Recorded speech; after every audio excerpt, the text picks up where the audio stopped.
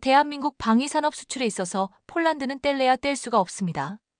그럼 폴란드의 행보가 실로 놀라운 수준인데요. 최근 폴란드가 향후 2년간 국방비를 2배로 늘리겠다는 계획을 발표하며 전 세계 군사 전문가들의 주목을 받고 있습니다. 폴란드 정부가 공개한 2025년 예산에서 국방비는 역대 최대인 187억 지워티, 하나 약 65조 원이었습니다. 이는 폴란드 국내 총생산의 4.7%로 미국이나 나토의 권장액보다 2배가량 많은 금액인데요.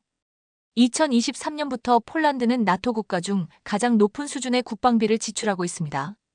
그런데 폴란드는 여기서 만족하지 않고 앞으로 2년 동안 국방비를 2배로 늘리겠다는 계획을 세우고 있습니다. 폴란드의 상황을 살펴보면 이미 완료됐거나 납기가 진행 중인 무기 교역 외에도 F-35A 64대, F-15EX 또는 유로파이터 32대 AH-64E 아파치 96대, 25억 달러짜리 노스럽 그루먼의 통합 전투 지휘 시스템, 10억 달러 규모의 조기경보 레이더 여기에 오르카 프로젝트까지 앞으로 남은 굵직굵직한 방위 프로젝트만 100억 달러를 훌쩍 넘는데요.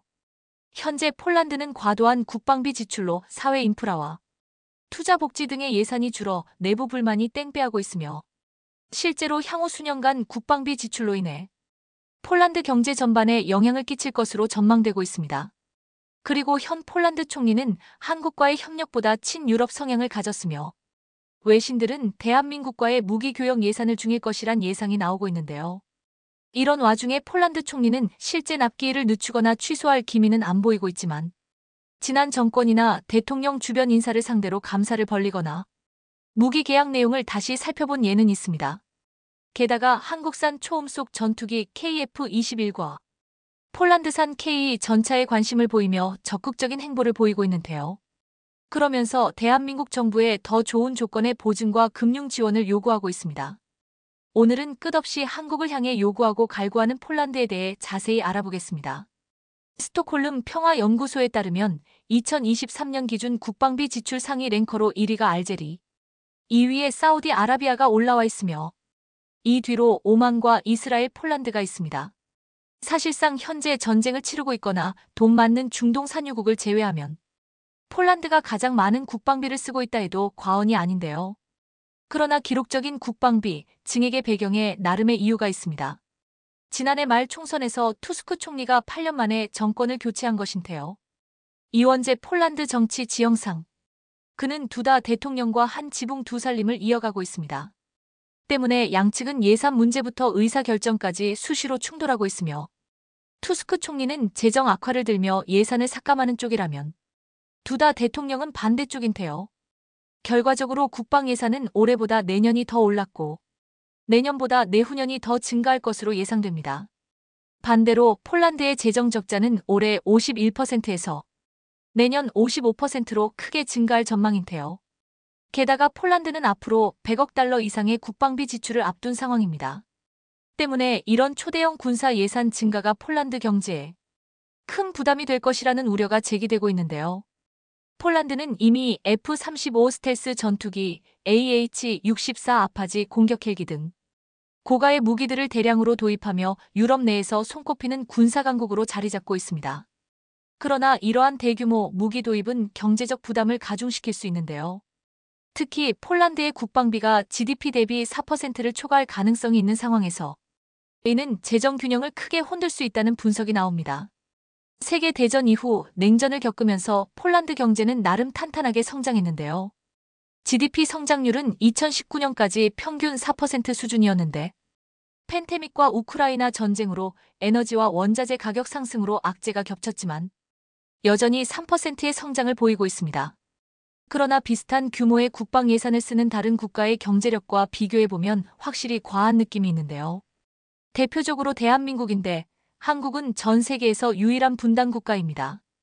그렇기에 한국의 내년도 국방 예산안은 61조 5,878억 원으로 세계은행이 발표한 자료에 근거해 2023년 폴란드의 GDP는 세계 21위였고 한국은 13위였습니다. 폴란드와 한국은 비슷한 금액이지만 그만큼 국가의 규모와 재력은 한국과 폴란드를 비교하기가 힘든 수준입니다. 일부 전문가들은 과도한 국방비 지출이 인프라 투자, 복지 서비스 등 다른 분야의 예산을 잠식할 수 있으며 최악의 경우 폴란드 경제 전반에 악영향을 미칠 가능성도 배제할 수 없다고 주장했는데요. 이러한 상황에서 폴란드가 기존 방산 계약을 축소하거나 새로운 계약을 망설이게 될 가능성이 있다는 우려도 나옵니다. 한국은 2022년도 폴란드와의 대규모 방산 계약 덕분에 K방산은 한 단계 도약할 수 있었습니다. 한국은 폴란드와의 방산 협력을 통해 K 전차, K고 자주포, FA50 경공격기 등을 수출하며 막대한 성공을 거두었습니다. 이러한 계약은 폴란드가 러시아의 군사적 위협에 대비하는 데 있어 중요한 역할을 했는데요. 하지만 만약 폴란드의 재정 압박이 심화된다면 한국과의 방산 협력에도 부정적인 영향을 미칠 수 있다는 우려가 있습니다. 올해 한국은 폴란드에 금융 지원을 더 해줄 수 있도록 수출입은행의 법정 자본금을 15조 원에서 25조 원으로 늘렸으며 국내 시중 은행들의 공동대출도 추진하고 있는데요. 하지만 폴란드는 여전히 더 좋은 조건과 금융 지원을 요구하고 있습니다. 현재 유럽 중심의 외교와 방산 전략을 선호하는 폴란드 정권이 한국과의 계약을 축소하거나 유럽산 무기를 선호할 가능성도 있는데요. 실제로 과거 폴란드는 독일, 프랑스 등 유럽 국가들과의 방산 협력을 우선시하며 한국의 입찰을 배제하려는 움직임을 보인 적도 있었습니다. 그러나 이러한 우려는 기우에 가깝다는 것이 대부분 전문가의 결론인데요. 폴란드와 한국의 방산 협력은 단순한 무기 거래를 넘어 상호 신뢰와 전략적 필요에 기반을 두고 있기에 이러한 관계가 단기간 내에 흔들릴 가능성은 낮습니다. 물론 대한민국이 란드와의 남은 계약을 깨뜨리는 우를 범하면 안 되겠지만 그렇다고 폴란드에 마냥 끌려다녀서도 안 될 것인데요. 대한민국이 미국이나 독일, 프랑스보다 더 좋은 조건의 방산 파트너라는 사실은 투스크 총리가 더욱 잘 알고 있으며 다만 폴란드의 정치 상황이나 자신의 정적을 견제하기 위해 한국을 강하게 압박하고 있는 것입니다. 더구나 한국산 무기는 가격 대비 성능이 뛰어나며 폴란드군은 이미 K 전차와 K고 자주포의 실전 배치에서 탁월한 성과를 경험했는데요. 특히 한국 무기 시스템은 유럽제 무기보다 유지비가 저렴하고 극한의 환경에서도 높은 신뢰도를 자랑합니다. 이러한 실전 경험은 폴란드군 내부에서 한국 무기에 대한 신뢰를 더욱 공고히 하고 있습니다. 폴란드는 러시아와의 긴장 관계에서 빠른 무기 도입이 필수적입니다. 한국은 신속한 생산과 납품 능력을 입증했으며 이는 유럽제 무기와 차별화되는 큰 장점인데요.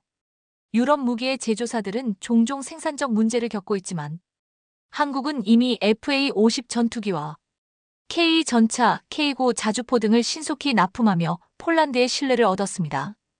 폴란드는 단순히 한국으로부터 무기를 구매하는 것을 넘어 방산 협력을 강화하고 있습니다.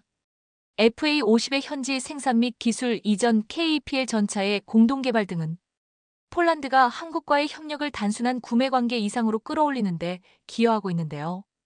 이러한 협력은 상호 의존적 구조를 형성하며 관계 단절의 가능성을 낮출 것입니다. 그러나 보다 적극적인 대응으로 이런 우려에 대한 가능성 자체를 줄일 수도 있습니다. 먼저 한국은 폴란드 내에서의 기술 이전 및 현지 생산을 확대함으로써 방산 협력의 가치를 높이고 유럽 내 시장 점유율을 확대해야 할 텐데요. 이는 단순한 무기 수출보다 폴란드의 경제적 부담을 덜어주는 동시에 한국 무기의 장기적인 경쟁력을 강화할 방법입니다. 또한 대한민국은 폴란드 외에도 우크라이나, 루마니아, 체코 등 동유럽 국가들과 방산 협력을 확대한다면 폴란드의 경제 상황이 악화되더라도 다른 시장에서 수출을 통해 이를 상쇄할 수 있습니다. 다음 영상은 12월 9일 방영한 K고 자주포 관련 영상입니다.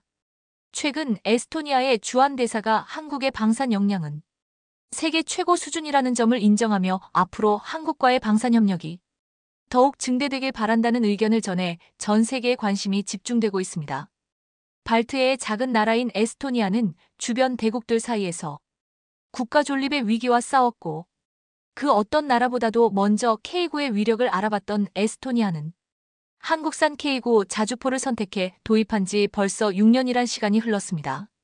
특히 러시아 우크라이나 전쟁으로 인해 북유럽의 안보 환경이 급변하자 에스토니아의 뒤를 이어 폴란드, 루마니아 등의 나라가 연달아 한국산 K고 자주포를 도입한 것만 보더라도 러시아의 군사적 팽창을 견제하고 푸틴을 제압하는 데는 한국산 무기만 강력한 것이 없다는 것을 방증하는데요.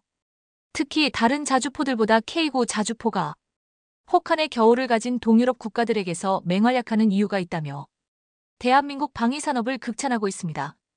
오늘은 한국 방산을 극찬한 에스토니아에 대한 소식과 함께 K9 자주포의 전망에 대해 알아보겠습니다. 대한민국의 명품 자주포인 K9이 에스토니아의 마음을 사로잡은 것은 몇 가지 이유가 있습니다. 그중 첫 번째가 바로 뛰어난 성능인데요. K9의 우수한 사거리는 더 이상 설명이 필요 없을 정도로 강력합니다. 에스토니아는 작은 군 병력으로 러시아의 도발을 억제하는 작전 환경의 특성상 원거리 화력 지원을 담당하는 포병 전력이 전술적으로 중요한 임무를 수행해야 하는데 여기에 최적화된 것이 K9입니다.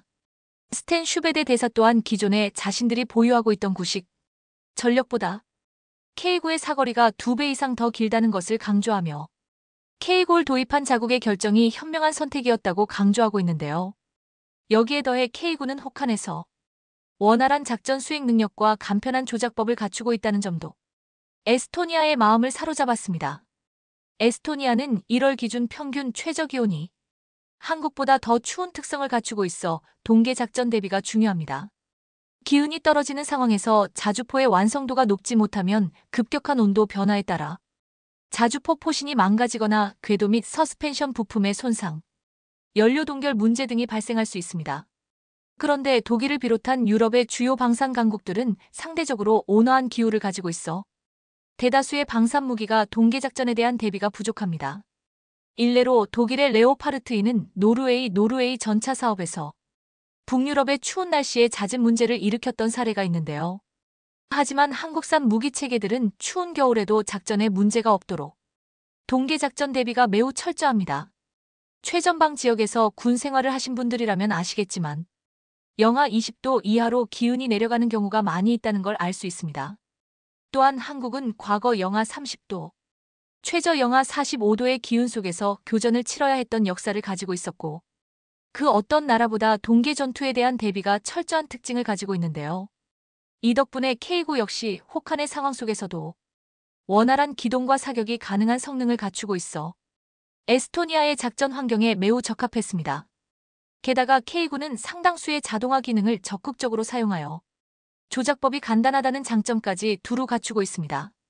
K9 자주포는 자동화된 사격 통제 체계를 비롯하여 반자동 장전 장치 등을 갖추고 있어 징집병의 임무를 숙달하기 용이합니다. 특히 에스토니아는 채 1만 명이 안 되는 상비군을 보유하고 있으며 이 중에서도 육군은 겨우 4,000명에 불과한 전력을 보유하고 있습니다. 또한 군복무 기간마저 1년이 안 되는 짧은 기간을 가지고 있는 테 소수의 병력이 짧은 기간 동안 무기 사용 능력을 숙달하기 위한 최적의 조건을 갖춘 자주포가 바로 K9인데요. 에스토니아뿐만 아니라 노르웨이 역시 K9는 넓은 포탑 내부와 반자동 장전 장치를 갖추어 PGH-2000보다 징집병에 사용하기에 더 효율이 높다는 평가를 내린 바 있습니다. 이처럼 K9 자주포는 에스토니아의 작전 환경에 가장 적합한 성능을 보유하고 있으며 스탠 슈베데 대사도 이러한 이유를 들어 한국의 방위산업을 극찬한 것입니다. 에스토니아는 향후 10년간 매년 GDP 대비 3-4% 이상의 국방비를 지출할 계획을 가지고 있으며 이러한 수치는 전체 나토 회원국 중에서 폴란드 다음으로 높은 수치입니다. 10년 전까지만 하더라도 GDP 대비 2% 이하의 국방비를 사용하던 에스토니아가 단연간 국방비의 지출 규모를 늘리고 군사력을 보강하려는 가장 큰 이유는 러시아 때문인데요. 에스토니아가 36문의 K9 자주포를 도입한 것도 국경지대에서 러시아의 군사 도발을 억제하기 위한 목적이었습니다. 심지어 에스토니아가 K9 계약을 체결한 것은 2018년으로 2022년부터 계약을 체결한 란드보다 4년이나 더 빠른 시점이었습니다. 그만큼 에스토니아가 국방력을 강화하는데 총력을 기울이고 있다는 뜻인데요. 에스토니아는 러시아의 우크라이나 침공 이후 점차 커지는 안보 위기 속에서 K9의 역할을 더욱 강조하고 있는데요. 에스토니아는 GDP 대비 우크라이나에 가장 많은 군사 지원을 아끼지 않는 나라입니다. 러시아가 우크라이나를 점령하고 나면 그 다음은 에스토니아가 러시아의 표적이 될 확률이 높다는 판단 때문이었습니다. 그러나 에스토니아가 우크라이나를 지원하고 싶어도 무기를 넘겨줄 경우 에스토니아의 전력이 약해질 수 있다는 우려가 계속해서 제기되어 있었습니다. 그런데 한국에서 신속하게 K9 자주포 납품이 이루어지자 에스토니아는 자국의 포병 전력을 강화한 상태에서 구식 무기들을 우크라이나에 지원할 수 있었는데요. 이러한 빠른 납기는 한국 방산의 최대 강점입니다.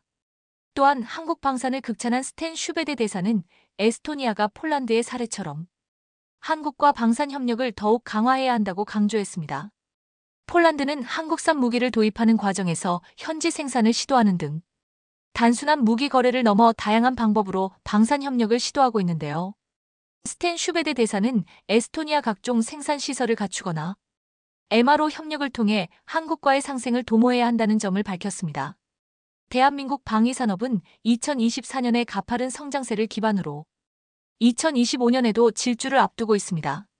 이러한 시점에서 에스토니아의 주한 대사가 한국 방산을 극찬했다는 점은 내년에도 한국 방산의 대형 수출을 기대하게 만드는 요소인데요. 그리고 이제 한국은 단순히 무기 수출에만 그칠 것이 아니라 더 많은 협력을 구성하고 이를 통해 다양한 안보 분야에서 한국의 이익을 얻어낼 수 있는 작년 연말 계엄 사태 이후 국내 정치 상황이 완전히 급변하면서 묻혀버렸지만 그 이전까지 정계에서 큰 화두가 되었던 사안이 하나 있었습니다. 바로 우크라이나에 살상 무기를 지원하냐 마냐 여부였습니다. 전쟁 초기부터 우크라이나는 우리 대한민국에 끊임없이 탄약뿐 아니라 무기, 그것도 살상용 무기를 지원해달라고 요청했는데요. 작년에 북한이 러시아를 돕기 위해 파병하고 있다는 사실이 확인됨에 따라 이를 근거로 살상무기 지원을 더욱 강력히 요청했습니다. 중에서도 가장 강력히 요청했던 것 중 하나가 세계적인 베스트셀러 K9 자주포였죠. 그러나 K9은 우리 입장에서도 매우 중요한 전력이었기에 요청을 받아들일 수 없었습니다. 하지만 우크라이나 측은 계속해서 우리에게 자주포 지원을 요청했는데 바로 이 무기들의 존재를 인지했기 때문입니다. 그것이 대체 무엇인지 함께 살펴보시죠. 작년에 우크라이나가 우리에게 살상무기 지원을 요청했을 때 우리 정부에서 실질적인 움직임을 보이지 않았던즉 사실상 거절했던 이유는 간단합니다. 우크라이나 전쟁이 빠른 시일 내에 그것도 우크라이나 속에 유리하지 않은 방향으로 마무리될 가능성이 매우 커져서입니다. 취임과 즉시 우크라이나 전쟁을 중식하겠다고 주구장창 외쳤던 도널드 트럼프가 미 대선에서 승리해서죠. 실제로 트럼프 측은 대선 승리 직후 곧장 자체적인 우크라이나 전쟁 족전 방안을 마련하는 등 자신들이 말했던 대로 취입하자마자 종전 절차에 들어가기 위한 준비에 들어갔습니다. 현실적으로 트럼프가 말한 대로 취입하자마자 바로 전쟁이 끝날 리는 없겠지만 빠르면 을 상반기 내 늦어도 올해 안으로는 전쟁이 어떤 형식으로든 종결될 거라고 전문가들은 전망하고 있습니다. 몇 달도 안 가 끝날 전쟁 돕겠다고 우리와 지리적으로 가까운 러시아를 필요 이상으로 자극하는 게 중을 리 없다는 건 삼척통자도 알겠죠. 더욱이 트럼프 측이 제시한 총전 방안은 러시아도 납득할 수 있도록 헌 상태 그대로 총결, 즉 러시아가 점령한 우크라이나 땅은 그대로 러시아 땅이 되도록 하는 걸 기본으로 하고 있어 러시아에 유리하다는 걸 생각하면 더더욱. 그래서 트럼프가 대선에서 승리한 뒤인 작년 11월 27일 우크라이나 대동령 특사단이 방한에서 K9가 천궁이 지대공 미사일을 사겠다고 했을 때도 러북 군사협력으로 인한 안보 위협에 대처하기 위해 한국과 우크라이나가 실효적인 대응 방안을 강구해 나가길 바란다는 원론적인 입장만 밝히며 사실상 거절했습니다. 이런데다 얼마 뒤 일어난 비상계엄 사태로 현 정권이 엎어지는 게 사실상 확정되었고 야권은 우크라이나 무기 지원에 줄곧 반대해왔기에 우크라이나는 우리의 군사적 지원을 앞으로도 기대하기 어렵게 되었는데요. 사실 우크라이나 측은 다른 종류 무기들은 몰라도 우리가 K9를 주는 걸 거절하더라도 어떠한 형태로든 우리 포병 자산을 지원받을 수 있으리라는 희망을 강하게 품고 있었습니다. 바로 K55 자주포, 정확히 말하면 그 개량형인 K55A1의 존재를 알고 있었기 때문입니다.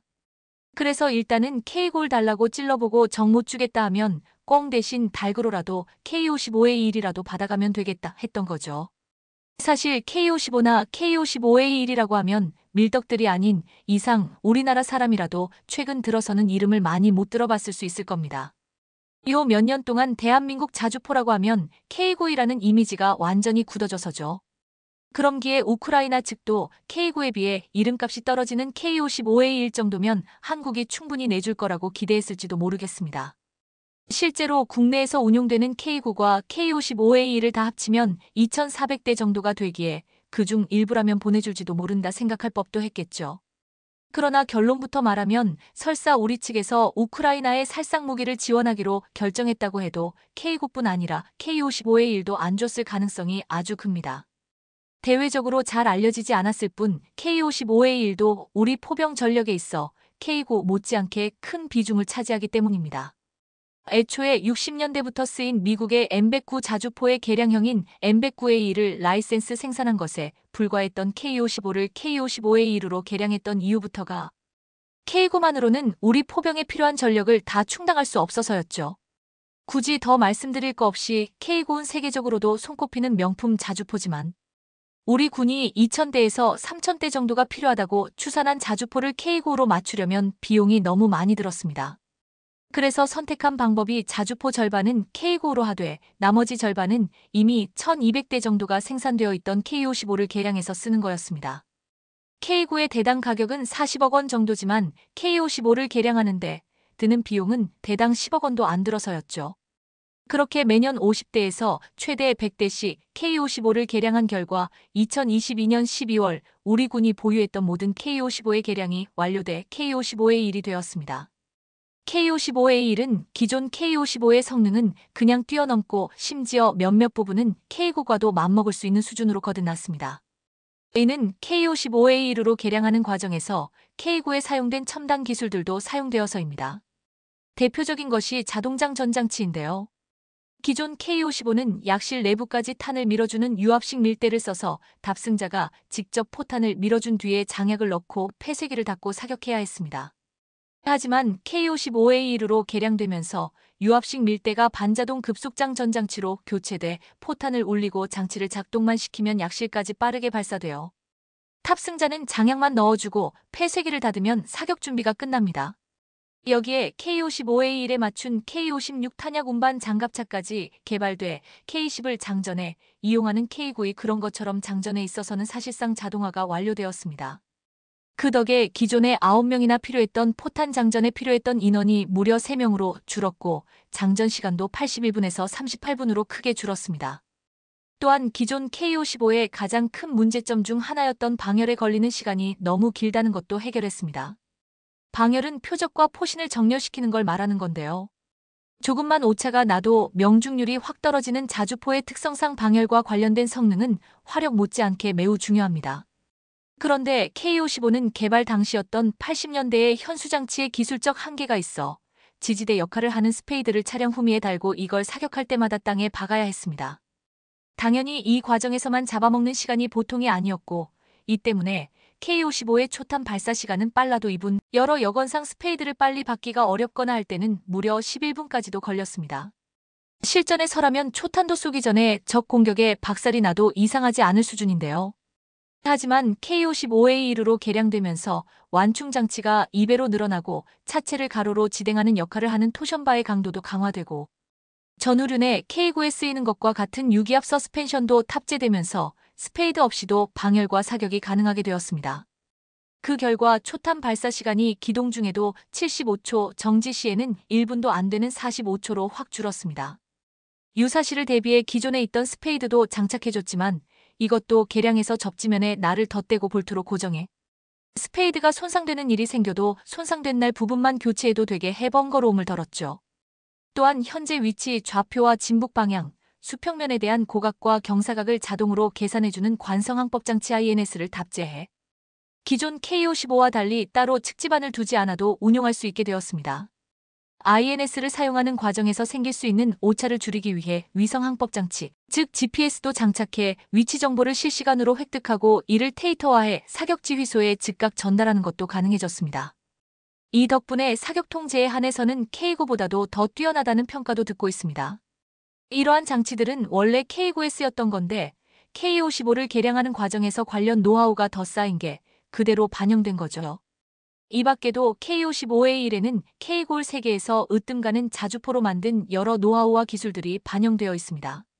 기존 K55에는 없던 자체 히터가 장착돼 K9이 그런 것처럼 촉항기에도 급속장전기나 주퇴복좌장치 등 화포 부품들이 동걸되지 않고 정상적으로 작동할 수 있게 되었습니다. 그 덕에 차내에 있는 탑승자들도 겨울에 떨지 않고 작전을 수행할 수 있게 되었죠. 그 외에도 K9 자주포에도 장착된 집단 여과기가 장착되고 포신 잠금 장치도 기존에 반드시 조종석에서만 작동할 수 있던 걸 스위치로도 작동할 수 있게 하는 등 편의성이 대폭 향상되었습니다. 왜 우크라이나 측에서 K9이 안 된다면 이거라도 가져가려고 했던 건지 알 수 있는데요. 그리고 인지도에서나 성능에서나 K9이나 K55A1 어느 쪽에도 비할 수준은 아니지만 전시 상황이라 즉시 투입할 수 있는 전력이 절실한 우크라이나에서 원하는 자주포가 하나 더 있습니다. 바로 K105A1 풍익인데요. 엄밀히 말해 풍익은 K9이나 K55A1과 달리 원래는 자주포도 아니었습니다. 이제는 거의 골동품 취급받다시피 하는 105견인포의 5T짜리 군용 트럭에 결합해 자주포화한 겁니다. 그 탓인지 풍익의 사거리는 자주포라는 이름표를 달고 있음에도 최대 11.3km밖에 안 돼 기본 40km, 사길이 인장탄 사용 시 60km까지 늘어니는 K9의 최대 사길이에 훨씬 못 미치죠. 최대 사거리가 32km인 K55A1과 비교해도 3분의 1을 겨우 넘기는 수준에 불과한데요. 하지만 짧은 사거리라는 자주포로는 큰 단점이 있음에도 풍익이 전력으로서 가치가 있는 이유는 따로 있습니다. K9이나 K55A1과 달리 트럭과 결합된 차륜형 자주포라 평지 기준으로는 최대 속도가 시속 80km로 이 둘은 물론 다른 궤도형 자주포들보다 빨라서죠. 그 덕에 사격 후 이탈까지 30초 정도밖에 안 걸리는데요. 사거리가 짧다는 단점을 빠른 속도로 치고 빠지면서 공격하는 걸로 극복할 수 있다는 겁니다. 이는 차량 이동이 어려운 험지에서 작전하는 게 아니라는 가정하에서는 표적이 계속 이동하고 있을 가능성이 큰 실전에서는 큰 장점이 될 수 있습니다.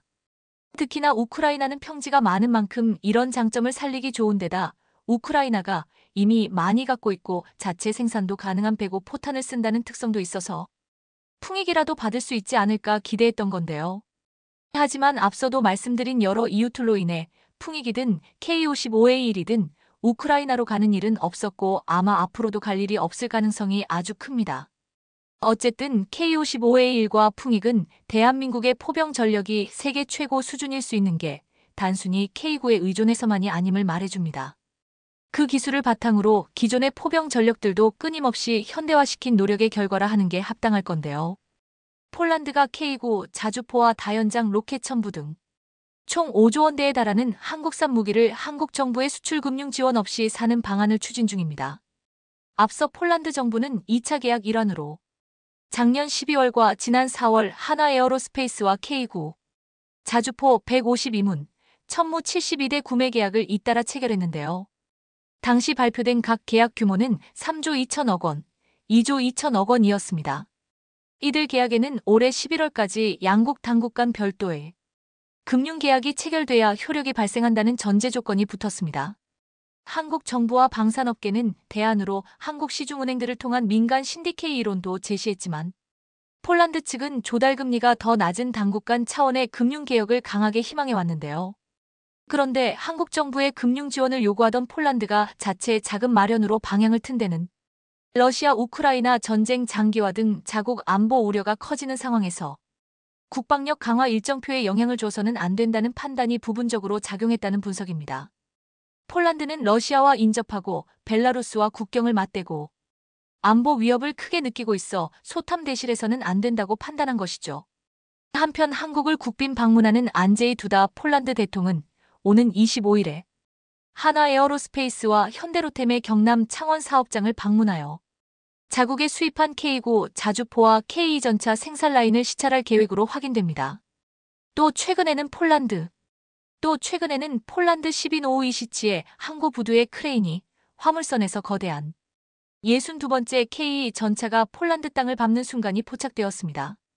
이제 폴란드에 있는 K2 전차는 어지간한 유럽 중소국가의 지상군 전차 전력을 합친 것보다 많은 상황입니다. 심지어 아직 3발의 피 수준인데요. 폴란드가 계약한 수량은 거의 1000대에 달하기 때문이죠. 그래도 일단 1차 계약분에 해당하는 180대는 내년까지 순조롭게 인도될 것으로 보입니다. 5년, 7년씩 걸쳐서 단 1대의 전차도 제대로 인도하지 못한 독일과 비교조차 할 수 없는 격차를 보이는 대한민국입니다. 수출 실적을 지렛대 삼아 올해에는 수출 전용 파생 모델인 K2EX를 공개하면서 처음 보는 새로운 기술들을 적용시켰는데요. 현대전에서 전차 킬러라 불리는 드론을 방어하기 위한 기술들을 대거 접목시켰습니다. 대한민국의 K2 전차는 이제 약점이란 없는 완벽한 전차로 격상하고 있습니다. 폴란드는 해당 기술을 확인하고 KE에 대한 신뢰를 갖게 된 모양입니다. 확답을 주지 않고 미루던 2차 계약을 연내에 마무리 짓겠다는 의사를 밝혔죠. 당연히 폴란드 내부에서는 반발하는 목소리도 나오고 있습니다. 그런데 특이하게도 KE 계약 자체에 대한 반발이 아닙니다. 한국에서 KE를 사오는 것까지는 좋은데 제발 속도 좀 늦춰달라는 재미있는 내용이었습니다. 한국 입장에서는 의아하죠. 단박에 전차 1000대짜리 계약에 도장을 찍을 만큼 상황이 급박한 게 폴란드는 아니었나 싶은데요. 그런 그들이 왜 더 좋은 전차를 더 빠르게 얻을 수 있다는 조건을 마다할까요? 한편 폴란드가 이러는 속사정은 뒤로하고 이 기회에 한국에 접촉해서 폴란드보다 더 높은 입지를 폴란드에게 약속된 유럽 방면 생산기지의 지위를 빼앗아가려는 것입니다. 자세한 내막을 함께 알아보겠습니다. KE 전차의 개발사인 현대로템은 최근 참여한 여러 차례의 방산 전시회에서 연달아 KE 전차의 최신 개량형을 선보였습니다. 각 전시회에서 KE의 수출용이라는 의미로 KEX 라는 이름으로 공개된 이 새로운 전차는 기존에 예고됐던 개량 외에도 그동안 그 어떤 전차도 시도하지 않았던 신기술을 접목한 형상을 하고 있었습니다.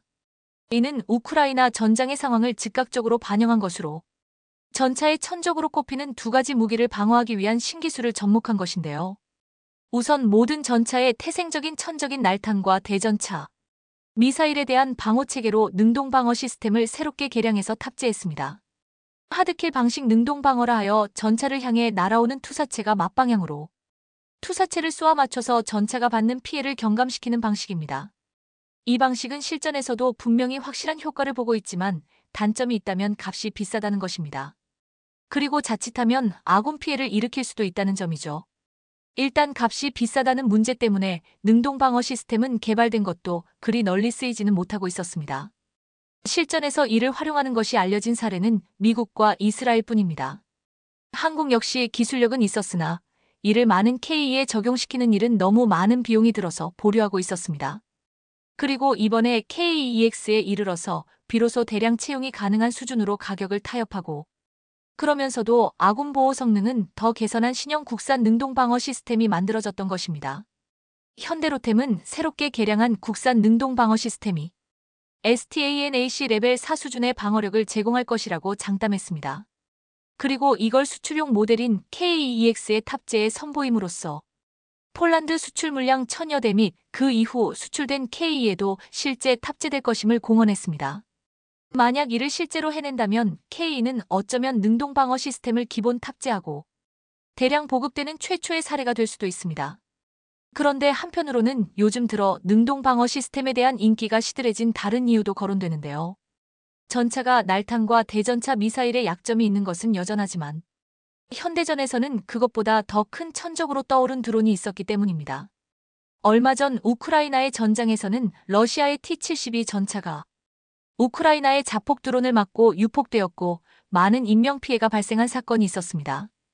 고작 수백만 원 정도 하는 자폭 드론이 대당 수백억을 호가하는 전차의 취약점이라니 경제적인 부분에서도 꽤나 큰 피해를 발생시키고 있습니다. 그렇다 보니 우크라이나의 전장에서는 아군과 적군을 불문하고 전차들이 죄다 드론 피해를 조금이라도 막아보고자 전차의 겉부분에 과도하다 싶을 정도로 슬래사머를 장착하여 우스꽝스러운 모습을 보이는 진풍경을 보이고 있습니다. 물론 그럼에도 불구하고 사람이 원거리에서 직접 조종하는 자폭 드론의 경우 전차 사이에 조그마한 틈이라도 있으면 그 사이로 비집고 들어가서 전차를 폭발시켜버리고 있는 끔찍한 장면들이 속출하고 있습니다. 전차로 드론이라는 강적을 상대하려면 좀 더 근본적인 해결책이 필요하다는 것을 시사합니다. 한국이 여기에 출사표를 던졌죠. 무인 터렛, 부무장을 통해서 드론을 직접 격추하는 방식을 택하겠다는 것입니다. 현대로템은 전시회 현장에서 KE가 갖추게 될 때 드론 방어 성능에 대한 질문을 받자 그들이 나름 내린 결론을 소개했습니다. 원래부터 포탑 무인화의 일환으로 전차의 기관포 부무장을 원격 사용하게 해주는 RCWS 시스템을 활용하는 방안입니다. 현대로템은 RCWS의 대드론용 근접 신관 탄약을 통합하고 이에 더해 강력한 광대역 드론 제머를 동일 시스템 내에 통합시킬 계획입니다. 이를 통해 드론의 접근을 센서가 감지하면 되므로 먼저 움직임을 멈추고 그 뒤에 무인 기관포로 처리하는 체계를 갖추는 방식입니다. 드론의 접근을 감지하는 센서 역시 작은 표적 감지에 부적절하고 전력 소모가 심한 레이더 대신 목표물의 생김새를 인공지능이 감지하는 이미지 인식 방식을 적용하게 될 것으로 보입니다. 그리고 또 주목할 만한 부분이 있습니다. 바로 많은 분들이 바래왔던 파워팩의 국산화입니다. 그간 너무하다 싶을 정도의 혹독한 테스트를 거쳐 기존 독일산 파워팩을 아득하게 뛰어넘는 성능으로 완성된 국산 파워팩이 나온 것인데요. 이는 추후 수출될 K는 물론이고 당장 국내에 도입될 4차 생산분에서부터 적용될 예정이기 때문에 더더욱 빨리 만나볼 수 있을 것입니다. 이러한 성능을 모두 갖추게 되는 KEX는 기존에도 강력하다고 여겨지던 KE보다 더더욱 높은 평가를 받고 있는데요. 그간 KE의 2차 계약을 망설이면서 결정을 지지부진 미루던 폴란드 외에도 KE 전차가 이만큼이나 성장을 이룬 것을 보고는 마침내 연내 계약 체결을 약속했습니다. 솔직히 한국 입장에선 전차 한 대가 아깝다는 사람들이 성능을 시험하고 있는 것 같아서 태도가 의아하지만 일단은 최초 수출국이고 적지 않은 수량이니 잘 대해주고 있는 상황입니다. 그런데 앞서 언급한 것처럼 폴란드 방산업계 내부에서 지금과 같은 생산 및 개발 속도가 너무 빠르다며 의례적으로 속도 조절을 요청한 것입니다. 그리고 이러한 의견은 2차 계약의 세부 사항에서도 어느 정도 적용될 것으로 보이는데요. 원래라면 한국은 K의 1차 계약분 180대까지만 직접 생산한 물량을 넘겨주도록 되어 있었습니다. 그 기간 동안 폴란드는 내부적으로 기술 이전을 받아 현재 생산을 할 수 있는 인프라를 갖추기로 했죠. 최종적으로는 2차 계약부터는 폴란드가 직접 한국의 조언만 듣고 K의 현지 생산해야만 했습니다. 한국은 그저 폴란드에게 수량을 정해서 라이센스 반 건네주기로 되어 있었죠. 그런데 폴란드 측에서 2차 계약이 다가오자 현지 생산이 가능할지 불투명하다는 입장을 드러냈습니다. 첫 번째 이유는 한국 수준으로 공학 기반이 다져져 있지 않기 때문에 이대로 생산 정권을 넘겨주면 한국이 만드는 만큼의 품질과 납기를 보장할 자신이 없다는 것입니다. 두 번째 이유는 계약을 계속해서 중첩한 끝에 최종적으로 1000대 K를 도입하는 방식을 택한 탓에 생산업체 입장에서는 자체 생산으로 효율성을 확보할 만한 총 도입 수량을 보장할 수 없다는 것입니다. 그래서 이들의 입장은 우선 적어도 폴란드가 K 800대 이상은 확실하게 구매한다는 확신이 필요하고 만약 그렇다고 하더라도 당장 2차 계약까지는 한국의 생산력의 도움을 받아야 한다는 것입니다. 현재 업계에선 최대 400대 정도까지는 한국이 생산을 도와줘야만 폴란드가 전체적인 답게 밀리지 않을 만큼의 역량을 얻을 수 있다고 보고 있습니다. 의외로 따지고 보면 한국에게는 이익이 되는 이야기들 뿐입니다. 폴란드가 처음 약속한 수량에 최대한 가까운 수량을 도입해준다고 약속한다면 더할 나위 없이 좋을 뿐더러 한국 생산분이 많아질수록 로열티 받는 것보다 계약 세금도 더 높아지기 때문입니다. 한국의 이익을 더 양보하면서까지 반드시 확보하려는 의지가 보이기도 합니다. 그러나 이건 어디까지나 폴란드와 한국 사이에서만 오고 가는 감정일 뿐. 폴란드가 한 발 물러서는 틈을 노려서 이들의 입지를 빼앗으려고 밀고 들어오는 나라가 있습니다. 바로 루마니아입니다. 최근 루마니아는 폴란드가 한국의 계약서를 받아가면서 함께 약속받은 지위를 누리고 있습니다. 폴란드가 한국에게 이윤을 양보하면서까지 K의 자체 생산 능력을 갖추려고 하는 이유이기도 합니다. 루마니아는 곧바로 내년에 K 전차 도입 계약을 체결하겠다고 밝히면서 이 사이를 비집고 들어왔습니다. 루마니아가 K에 관심을 가지게 된 것은 꽤나 오래된 일이죠. 한화 에어로스페이스가 충남 계룡시 계룡대 활주로에서 열리는 국제방위산업 전시회 KADX에서 처음으로 장거리 요격 미사일을 선보였습니다. 또 레이저 대공 무기와 K9 자주포의 미래형 모델 등을 전시했는데요. 우선 장거리 요격 미사일은 한국형 사드라 불리는 장거리 지대공 유도무기 체계 LSAM을 구성하는 미사일입니다. 한화의 LSAM 요격 미사일은 위치자세 제어 장치가 특징으로 공격 시 제어가 불가능한 공기가 희박한 상층에서 10개의 밸브 출력으로 직격 요격체 히투-KILL의 위치와 자세를 제어합니다. 적탄도 미사일이나 항공기를 고도 70km에서 요격하도록 설계되어 한국형 미사일 방어 체계 KAMD의 상층부를 방어할 예정입니다. 이와 함께 레이저 대공 무기도 전시하는데요. 지난 7월 방위사업청과 레이저 대공 무기 양산 계약을 체결해 세계 최초로 군에 전력화되는 사례가 되었습니다. 한 차례 발사 비용이 2,000원에 불과한 이 장비는 지상 고정 진지에 배치되어 광섬유에서 생성된 광원 레이저를 무인기 등에서 무력화하는 기술입니다. 특히 한화 에어로스페이스는 전 세계 10개국이 사용하고 있는 베스트셀러 K9 자주포의 미래형 버전도 선보일 예정입니다. 우선 K9 유무인 복합 체계는 별도의 탑승자 없이 원격으로 주행 및 운용이 가능한 자주포입니다. 최대 사거리도 80km로 기존보다 2배 늘어났습니다. 궤도 대신 바퀴를 단 차륜형 K9도 공개됩니다. 차륜형 K9는 도로에서 빠르게 주행할 수 있고 항공 운송도 상대적으로 쉬워 기동성을 극대화한 게 특징입니다. 한화는 앞서 지난 7월 독일의 PGH-2000과 튀르키예의 퍼티나 자주포 등 나토의 경쟁 제품을 모조리 제치고 루마니아 자주포 도입 사업을 따냈습니다. 이로써 누적 수출 총액은 13조 원을 돌파했고 추가 예정된 계약 물량이 원활하게 수출된다면 K9의 점유율은 전 세계 70%를 육박할 것으로 예상됩니다. 이번에 계룡대에서 열린 K2 전차기동 시연에서도 루마니아 장성들이 참관하여 성능을 눈으로 보고 확인하고 있었습니다. 마땅한 기회만 노리던 이들은 자신들이 K2에 관심을 갖게 된 장본인이 폴란드가 계약 과정에서 비틀거리자 곧바로 밀려날 위기에 처했습니다.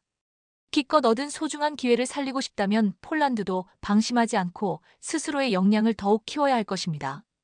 최근 노르웨이가 믿는 도끼에 발등 찍히는 일이 있었습니다. 바로 미국에게 거하게 뒤통수를 맞으며 대한민국산 무기에 다시 한번 눈을 돌리게 된 것입니다. 최근 노르웨이 매체 포스바레트 포럼에 따르면 미국 정부의 무기 판매 승인 절차 FMS에서 록히드 마틴 정밀 타격 탄도탄인 PRSM 미사일의 노르웨이 수출이 거부되었다는 사실이 드러났습니다. 노르웨이가 록히드 마틴과 계약에 대한 협상을 끝나기도 전에 미국 정부 측에서 승인 자체를 거절해버린 것입니다. 미국에서 유일하게 승인해준 것은 하이마스 미사일인데요. 이는 사거리 90km의 구형 GMLRS의 로켓으로 사거리 연장형 GMLRS EX150km와 사거리 500km의 PRSM 미사일의 판매가 모두 거부된 것입니다. 그런데 미국 정부가 이에 대한 구체적인 사유까지 언급하지 않았고 노르웨이의 입장에서는 그야말로 뒤통수를 세게 맞은 격이 되어버렸습니다. 나토 군사 전문가에 따르면 미국이 판매를 거부한 이유는 바로 생산 능력 부족이었다는 것인데요. 미국 내 조달 물량이 우선시되었으며 그 이상 생산할 여력이 없기 때문이라는 것입니다. PRSM은 생산 궤도에 진입하지 않았고 대량 생산 체계가 구축된다면 판매가 허용될 수 있다는 분석을 내놓았습니다. 현재 노르웨이 언론은 이로 인해 크게 들끓고 있는 상황인데요. 일부 여론 살펴보겠습니다. 이건 정말 이상한 결정입니다. 제가 군 결정권자라면 정말 화가 났을 거예요. 이것이 우리가 미국에서 방향을 바꾸고 가급적 유럽 또는 한국산 제품을 선택해야 하는 이유입니다. 말이 안 되네요. 이건 정치적 결정이에요. 미국은 아마도 중국을 위해 피와 땀을 비축하는 데 바쁘겠죠. 이와 같은 반응을 보인 노르웨이 군이 추진하는 도입 사업에서 가장 중요시되는 것은 미사일 사거리입니다. 도입 프로젝트명 역시 장거리 타격 수단 보유 사업입니다. 지난 6월 노르웨이군은 역사상 유례를 찾아볼 수 없는 무기 도입 사업을 하고 있습니다. 향후 12년 동안 국방비 6,110억 노크, 하나 7조 7천억 원을 추가 지출하여 육해공 첨단 무기를 도입하기로 했고 여기서 육군을 위한 장거리 정밀 타격 무기를 도입하기로 결정했습니다. 특히 노르웨이군은 미사일 구축은 사거리 90km, 300km, 500km를 설정했는데요. 노르웨이군이 이처럼 장거리 능력을 중시한 이유는 바로 동쪽에 위치한 러시아의 위협이 갈수록 심해지고 있기 때문입니다. 최근에는 핵무기를 불사하겠다고 나오는 러시아의 강고한 모습에 러시아 인근국들은 더욱 빠르게 군비 증강을 지속하고 있습니다. 핀란드와 스웨덴이라는 완충지대가 있는 노르웨이군 입장에서는 본토에서 안정적으로 발사하여 정확하게 타격할 수 있는 장거리 정밀 타격 수단이 필요한데 이에 최신형 다연장 로켓포 MLRS를 대거 구입하려고 하고 있습니다. 현재 후보군으로 오른 기체는 세 가지로 미국의 하이마스, 이스라엘의 펄스, 한국의 천무입니다. 사실 얼마 전까지만 하더라도 하이마스가 가장 유력한 도입 후보였습니다. 실제로 미국 역시 지난 5월 하이마스에 대한 판매 승인을 내주며 일이 순조롭게 흘러가는 데 보였었죠. 또한 하이마스에 발사되는 PRSM 미사일은 당시 세계 유일의 500km 사거리를 지닌 전술 탄도탄이자 대함미사일 기능까지 갖춘 상황이었습니다. 노르웨이 국경섬과 길게 맞닿아 있는 노르웨이 해와 그 인근에서 최근 러시아 북방함대의 전력 강화가 급격하게 이루어지고 있었고, 이에 노르웨이는 마하사, 사거리 500km의 지대함, 전술탄 도탄을 보유하여 억지력을 발휘할 생각이었습니다. 현재 러시아는 발트 함대와 흑해 함대가 나토 세력권의 좁은 해협에 막혀 행동이 제한됨에 따라 대서양 방향으로 노르웨이 해와 바렌츠 해를 담당하는 북방 함대가 나토 해군과 맞서는데 주력하고 있고, 현재 러시아 해군에서도 가장 강한 함대로 꼽혀 그만큼 정예 인력과 신형 장비가 먼저 배치되고 있습니다. 그러나 현재 미군이 90km 사거리 미사일을 제외한 장거리 미사일 판매 승인을 거부하면서 사실상 하이마스는 후보군에서 제외되었습니다. 하이마스의 고작 사거리 90km 탑만 사용한다는 것은 노르웨이군 입장에서는 절대 받아들일 수 없는 조건이었습니다. 이런 가운데 한국의 사거리 제한이 풀리며 최근 한국 정부는 천무용 사거리 500km 미사일 해외 수출 승인을 내렸으며, 노르웨이가 이를 대안으로 채택할 가능성이 굉장히 높아졌습니다. 한국은 이미 천무용 800km 사거리 미사일을 개발하고 있는 만큼 실제 500km 사거리 미사일은 사실상 개발이 완료되었다고 볼 수 있습니다. 특히 탄두 중량을 줄이거나 늘려서 사거리를 조절하는 것은 이미 탄두 중량만 8톤 이상인 현무 미사일 체계를 통해 완성된 기술로 한국의 주특기이기도 합니다.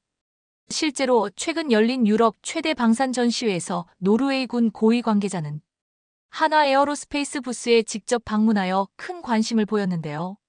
사상 처음으로 유럽 방산 전시회에서 실물 크기의 천무가 전시되기도 했습니다.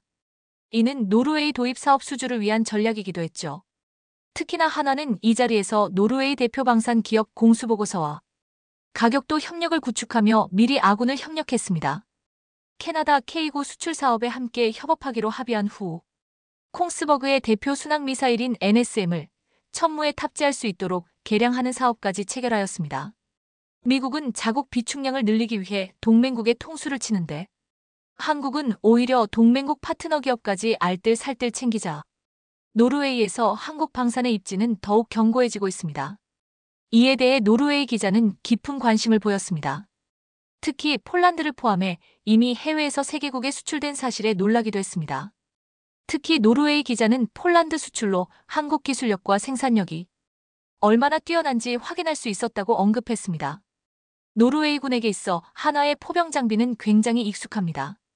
이미 노르웨이의 K9 자주포를 수출하였고 실 운영자들에 의해 극찬을 받고 있는 상황입니다. 2016년 진행된 자주포 현재 테스트에서 K9 자주포는 독일의 PGH-2000, 프랑스의 체이서, 미국의 M109를 모두 꺾고 수주를 따냈습니다. 당시 24대의 K9과 6대 K10을 수출하였으며, 이에 만족한 노르웨이는 이후 6년 뒤 추가 구매까지 진행했습니다. 현재 노르웨이에서는 K9에 대해 50년 기술력을 향상시켜준 최고의 장비라고 평가하고 있습니다. 노르웨이 군 관계자는 한국산 후보가 2016년 당시 테스트에도 노르웨이 사용자 요구사항을 가장 잘 만족시켰다며 한국산 무기 품질은 매우 우수하다고 언급했습니다. 특히 현재 지형기후 등 테스트에서 문제를 겪지 않았으며 모든 요구사항은 차량이 한국에서 출발하기 전 검증되기도 했다고 말했습니다. 또한 군 관계자는 509 경험과 K9를 비교하여 설명했는데요. 그는 수동적이었던 시스템에서 기술적이고 융합적으로 제어되는 시스템으로 발전했다며 이제 더 이상 직접 조작할 필요가 없어서 편하다고 말했습니다. 또한 K9의 기동성과 효율성 장갑이 되어 있다는 점은 가장 큰 장점이라며 한국의 기술력은 50년 정도 앞서 있는 듯하다. 모든 것이 새롭다고 극찬하였습니다. 사실 작년 노르웨이의 K 전차 수출이 무산되면서 천무 수출에 대한 기대감도 꺾인 것이 사실입니다. 하지만 K 전차 수주는 정치적 안보 상황으로 인해 무산된 것이었지. 성능평가에서는 사실 독일산 전차를 완벽히 압도했습니다. 심지어 노르웨이 관계자들 역시 K 전차의 뛰어남을 누차 언급하였으며 일부 정치인들은 한국산 전차를 도입하지 않은 것에 대해 아쉬움을 표현했습니다. 당시 노르웨이 수출 총리는 우리는 한국산 선택하는 것이 더 좋고 질이 더 높다고 생각했지만 우크라이나 전쟁이 독일, 노르웨이, 노르딕 협력의 안보 정책, 논쟁을 더욱 강화했다는 사실을 간과할 수 없다. 고 언급하였으며 노르웨이군 참모총장 역시 전차를 살 것이라면 우리 군은 K를 구매해야 했지만 정치적인 사유로 노르웨이 중앙당 의원들은 LEH를 선택했다. 며 솔직한 심정을 털어놓았습니다. 이로 인해 이번 노르웨이의 결정에 더욱 관심이 갑니다. 하지만 다연장 로켓 후보군을 면면히 살펴본다면 정치적인 목적으로만 무기 수입을 할 수는 없을 것 같습니다. 노르웨이 여론 역시 미국에 대한 반발이 상당히 거센 상황이며 나토 탈퇴에 대한 이야기까지 나오고 있습니다. 일부 여론은 새롭게 개발된 미국산 미사일 판매가 노르웨이에 거부됐다는 것이 사실이냐며 이래도 미국을 동맹국이라 할 수 있냐며 분노했습니다. 또한 아무도 미국을 믿지 않는다. 노르웨이는 나토를 떠나야 한다는 극단적인 반응까지 볼 수 있었는데요. 실제로 노르웨이는 유럽 최대 산유국 중 하나로 노르웨이 국부펀드는 사우디에 맞먹는 재력을 가지고 있기에 경제적으로 상당히 부유한 나라입니다. 다만 인구가 적고 국방 안보에 대한 위협에 해외에서 무기를 수입해야 하는 입장인 것인데요. 미국에 대한 여론이 악화되는 반면 대한민국산 무기에 대한 신뢰도가 높아지는 만큼 드디어 한국 정부에서 태국을 향한 통쾌한 한방을 날리나 했더니 이상할 정도로 조용했는데요. 이토록 태국에서 까불고 있는데 왜 한국 정부는 나서지 않고 태국을 여행 금지 국가로 하지도 않고 가만히 받아들이기만 하는지 정말 이해가 안 됐죠. 그런데 이번에 미국에서 이지스함이 출격을 했는데 그 항로가 기존에 훈련하던 항로와 달리 태국을 한 바퀴 도는 노골적으로 태국을 향해 경고를 하는 항해 훈련이라 태국이 벌벌 떨고 있습니다. 태국은 미국의 오랜 우방이지만 지난 2014년 쿠데타로 집권한 프라윷 정권 때부터 미국보다는 중국에 집중하는 태도를 보였습니다. 미국은 이런 상황이 아주 거슬렸지만 그래도 일단은 넘어갔는데요. 태국이 점점 더 선을 넘었죠. 태국 정부 측에서 태국 내 미얀마 난민 8만 명 이상을 미국으로 보내겠다고 선언한 것인데요. 이와 관련해 미 대사관은 구체적으로 밝히지 않고 난민 재정착 사업은 태국 정부와 협력해 논의 중이지만 아직 확정된 건 없다면서 한 발 빼는 입장을 보였는데요. 아직 확실히 논의가 되지 않은 내용을 언론에 발표해버려 미국이 아주 곤란해졌던 일도 있습니다. 또 태국 총리는 자신의 업적을 위해 미국 상무부 장관과 마크아인 수출협의회 의장을 만나 경제 협력 강화와 태국 신흥 반도체 산업에 대한 미국의 투자를 강요했는데요. 미국 통상 관계자들과 회담을 진행하면서 태국을 선진 산업의 생산 기지로 만들면 중국을 견제하는데 더 효과적일 것이라고 얘기를 한 것이죠. 하지만 그러면서도 미국 제품에 심한 관세를 매겼는데 역으로 미국에는 태국 제품에 대해 지적재산권을 보장해줘야 한다며 얼토당토하는 요구까지 했습니다. 당연히 미국 측에서는 거절할 수밖에 없었는데 태국에 공장을 만들어도 관세 및 지적재산권도 보장 못 받는데 굳이 태국에 공장을 세울 필요가 없으니까요. 그런데 여기서 태국 총리는 언론에 미국은 태국에 대한 갱신을 신속히 처리하겠다고 약속했다며 태국을 디지털, 인공지능, 전자, 반도체, 전기 자동차 등 첨단 산업이 공급망 생산 기지로 만들어주겠다고 미국이 약속했다는 헛소리를 했죠.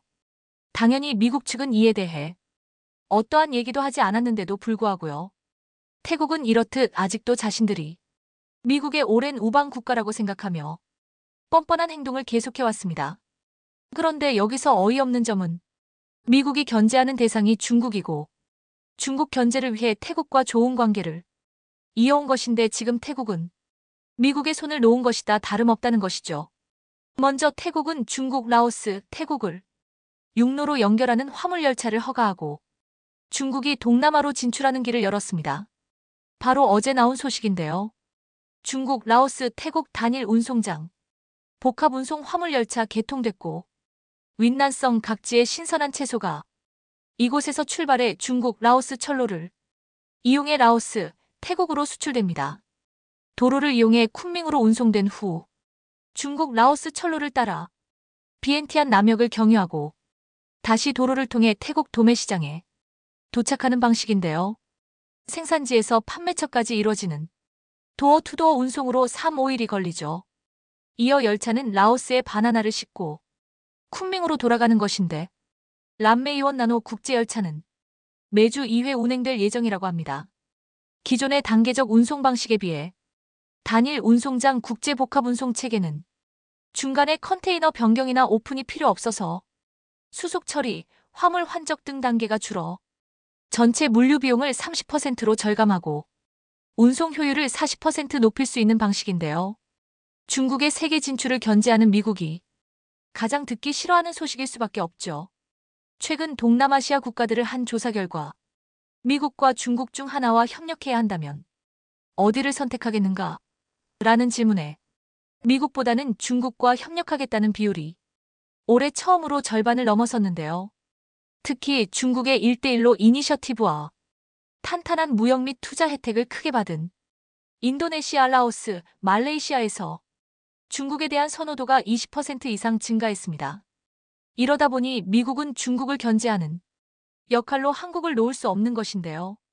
이처럼 태국과 미국 사이가 꽤나 불편해지다 보니 미국은 한번 태국의 목줄을 잡아야겠다고 마음먹은 것이죠. 그래서 영원한 우방인 대한민국의 자존심도 살려주고 태국의 목줄을 잡고 흔들며 주인이 누군지 알려주기 위해 이지스함을 태국 쪽으로 출항시킨 것입니다.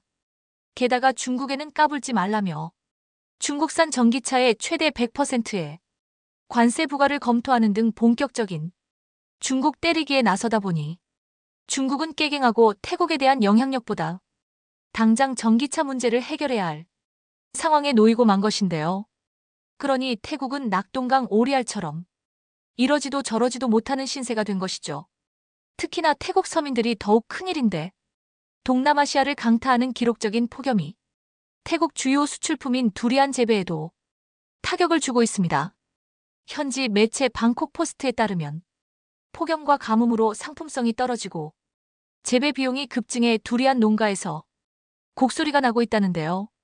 두리안 제철은 일반적으로 3에서 6월이지만 태국 두리안 주요 산지인 중부 찬타부리 지방의 섭씨 40도 안팎의 폭염과 가뭄이 이어지면서 두리안이 빨리 익어버려 올해 수확 시기가 예년보다 빨라졌고 맛과 크기에서 최상품이 나오지 않으니 당연히 판매에 타격을 입을 수밖에 없었죠.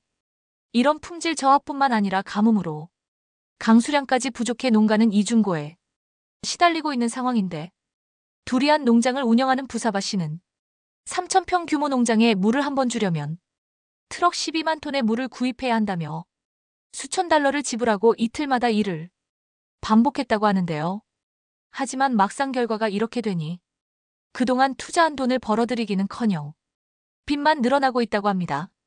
과일의 제왕으로 불리는 두리안은 쌀과 더불어 태국의 핵심 수출 농산물인데 2021년에는 6조 9천억 원 규모를 수출해 수출 1위 품목으로 기록되기도 했죠.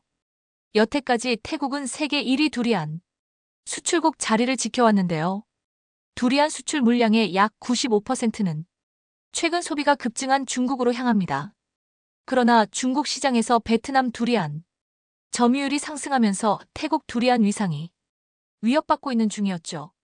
그러나 이상 기후로 태국산 품질이 떨어지면서 베트남 두리안이 빠르게 시장 점유율을 높이고 있는 상황이라 태국 서민들의 생활고가 심각해진 건데요. 또 사탕수수 수확량이 심각한 가뭄으로 인해 감소한 데 따라 설탕 생산량은 전년 대비 20% 이상 감소할 것이라고 하는데요. 이것도 농민들이 직접적인 타격을 입죠. 특히나 농업은 태국 GDP의 8~7%를 차지하는 가장 중요한 산업이기에 절대로 흔들려서는 안 되는데요. 태국은 쌀 수출량 세계 2위, 카사바 수출량 세계 1위, 설탕 수출량 세계 3위를 차지할 정도로 세계적인 농산물 생산국이자 수출국입니다. 태국의 농업지역은 크게 북부, 북동부, 중부, 남부로 나뉘며 각 지역마다 특징과 주요 생산 작물이 다르죠. 그러니 이상기후의 영향을 다른 나라보다 크게 받을 수밖에 없는데요. 노동인구의 3분의 1가량이 농업에 종사하고 있는 만큼 가정경제에 직접적인 영향을 미칩니다. 게다가 수도인 방콕이 산업화 이전보다 평균 기온이 1~5도 이상 상승했고 지금 흐름대로라면 방콕은 물에 잠길 가능성이 높다고 하는데요. 방콕 정부는 네덜란드에서 사용되는 제방을 포함한 여러 방안을 모색하고 있다면서도 수도 이전에 대해 진지하게 고민하고 있는 상황이라고 하죠. 이렇게 현재 태국 내부에서는 기상기후를 비롯한 여러 문제가 겹쳐 일반 서민들이 먹고 살기 힘들 지경이라 태국 정부에서는 최초로 서민들에게 보조금을 지급하기도 했는데요. 이런 상황에 정부의 불만이 나올 수밖에 없으니 그 불만을 돌리기 위해 한국을 공격하며 아직도 한국에 대한 비난을 하고 있는 것입니다. 그래도 이제 미국이 은근슬쩍 나서줬으니 조용해질 가능성도 있지만 현재 태국이 처한 상황이 워낙 최악이기 때문에 잘 모르겠네요. 태국 정부가 가장 두려워하는 것은 시민들의 민주주의 시위인데 이게 만약 또 일어난다면 이번에는 정말 성공했으면 좋겠네요. 부패로 가득한 태국 정부와 왕실이 무너지고 시민혁명의 날이 태국에도 찾아올까요? 폴란드가 역사상 가장 역동적인 군사장비쇼가 될 것이라는 훈련 오텀 파이어 2023을 시작했습니다.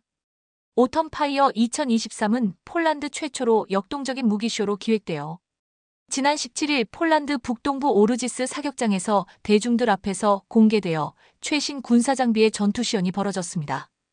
이 훈련이 시작된 9월 17일은 폴란드가 1939년 9월 17일에 러시아의 침공을 받은 날로 큰 의미가 있었습니다.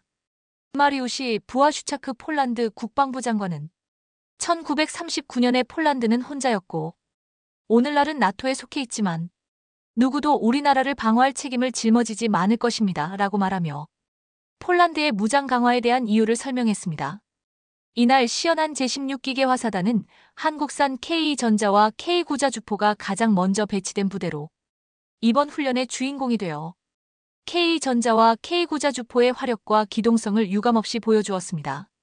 훈련을 찍은 영상에서 K구자주포가 단독샷으로 잡히며 세계 최강자 주포의 위용을 자랑했는데 앞으로 진격해오는 K전차에 행렬도 소름 끼칠 정도였습니다.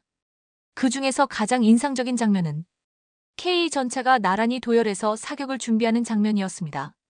먼지로 뒤덮인 평원을 질주하는 K구자주포와 K전자의 영상도 올라왔는데 드론으로 찍힌 영상에는 한국산 전차와 자주포가 얼마나 놀라운 기동성을 가지고 있는지를 체험시켜 주었습니다. 전쟁을 가정한 훈련에서 K전차와 K구의 실제 사격도 이뤄지며 엄청난 정확도를 자랑했습니다. 이날 화력쇼를 보기 위해서 1만 명의 시민들이 몰려들어 전시된 무기들을 타보기도 했지만 실제 기동하고 사격하는 생생한 장면을 바로 앞에서 볼 수 있었습니다. 폴란드 군인들도 한국산 무기들을 보기 위해 몰려들었는데 여군들이 남자 병사의 목마를 타고 한국산 무기를 핸드폰으로 찍는 장면도 보였습니다. 이번 훈련에는 제12, 18기계 화사단, 제60 수여단, 제25항공기병여단 장병들도 참가했는데 총 1000여 명의 장병과 70개의 무기가 동원되었다고 했습니다. 이러한 훈련은 폴란드에서는 처음으로 벌어지는 것이었는데 폴란드 매체 가 국방부 장관에게 이렇게 다이나믹한 사격쇼 훈련을 공개하겠다는 구상이 어디서 나온 것이냐 물었습니다. 이에 부아슈차크 장관은 한국에서 초청받아 참관한 비슷한 쇼를 보고 감동받았다면서 한국에서 영감을 받아 이 쇼를 기획했다고 말했습니다. 지난 6월 부아슈차크 폴란드 국방부 장관은 한국에서 벌어진 연합합동화력경멸훈련에 참관했습니다. 당시 K전차, K구자준포, 천무 등 한국산 무기의 화력이 눈앞에서 시연되면서 부아슈차크 장관은 연신 인상적이다 최고다라는 말을 연발하며 감탄사를 쏟아냈습니다. 지난해 9월 펼쳐진 화력쇼에는 해외 25개국 장성급 인사를 비롯해 국방관료와 방산관계자들이 참석했습니다. 당시 슬로바키아는 국방장관을 대표로 하는 30여 명의 대규모 사절단을 전세기로 큰 관심을 드러내기도 했습니다. 이렇게 전세계 국방부는 전세기까지 동원해서 한국산 무기 화력쇼에 참가하며 그 위력을 실감했습니다. 지난 4월에는 폴란드에 수출된 K전차의 첫 실사격 훈련이 펼쳐졌는데 첫 훈련에 참가한 두다 대통령은 이 7km 떨어진 표적을 잇따라 명중시키자 찬사를 보냈습니다. 한국은 그동안 화력 훈련을 통해서 우리 군의 최신 무기의 강력함을 보여주며 전력을 과시하는 동시에 한국산 무기에 관심이 있는 국가들을 초청해서 마케팅의 전략으로도 사용했습니다. 이에 감명을 받은 폴란드가 한국산 무기로 한국에서 보여줬던 화력쇼를 폴란드에서도 보여준 것입니다. 이번에 러시아 푸틴과 북한 김정은이 만나면서 북한산 무기가 러시아로 향할 것이라는 예측이 나오고 있습니다. 이미 많은 포탄이 러시아로 간 것으로 확인되고 있는데 이제 북한이 가지고 있는 KN-9 방사포가 러시아에 공급될 것이라는 말까지 나오고 있습니다.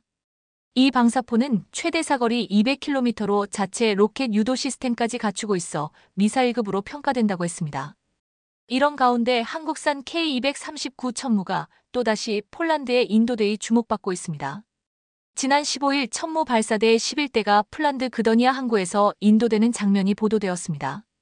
천무는 하이마르에 비하면 2배의 화력으로 최대 사거리 290km를 자랑하는데 이번에 북한이 준다는 KN-9의 압도적인 무기로 평가받고 있습니다. 폴란드에서는 K239 천무가 또다시 빠르게 인도되는 것에 크게 고무되어 올해 안에 18사단의 천문가 배치되기를 바란다는 말이 나오고 있습니다. 현재 한국과 폴란드는 방산 2차 계약을 놓고서 협의를 하고 있는데 지난 15일 폴란드 매체 디펜스24는 국영 방산기업 PGG가 KPL 전차와 K9PL 곡사포에 관해서는 컨소시엄 형태로 경영 계약을 체결할 예정이다.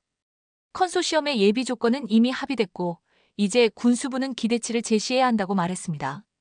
앞으로 발주청인 폴란드 군수청이 구체적인 구성 시간 및 공식을 결정하면 실제로 대규모의 2차 계약이 완성된다는 것입니다. 폴란드는 이번 계약을 통해 유럽 최대 군사 강국을 꿈꾸고 있습니다. 이런 가운데 최근 UAE가 인도네시아를 대신해서 KF-21 사업에 참여한다는 사실이 알려졌습니다. 전 세계 언론들은 이를 대서특필하며 항공기 시장에 해기될 한국산 전투기를 집중 조명하고 있습니다. 그런데 사업에서 제외될 위기에 놓인 인도네시아보다 폴란드에서 이 소식이 크게 화제가 되고 있습니다. 폴란드에서는 한국의 전투기 개발 프로그램 참여를 자신들이 고려하고 있는 상황에서 UAE는 이미 참여가 결정되었다고 말했습니다. 폴란드는 그럼에도 자신들에게 아직 사업에 참여할 기회가 있다고 보고 크게 우려하고 있지 않는 듯한 분위기입니다. 오히려 자신들이 선택했던 한국산 전투기 FA-50에 이어 KF-21 개발이 순항하고 있고 UAE 등 중동 국가들로부터 인정받았다는 것에 크게 고무되어 있습니다. 한국산 무기를 대거 도입한 폴란드는 최초 유럽에서 무모한 행동이라는 말을 들었습니다. 하지만 이제 폴란드의 선택은 그들에게서 부러움을 사고 있습니다.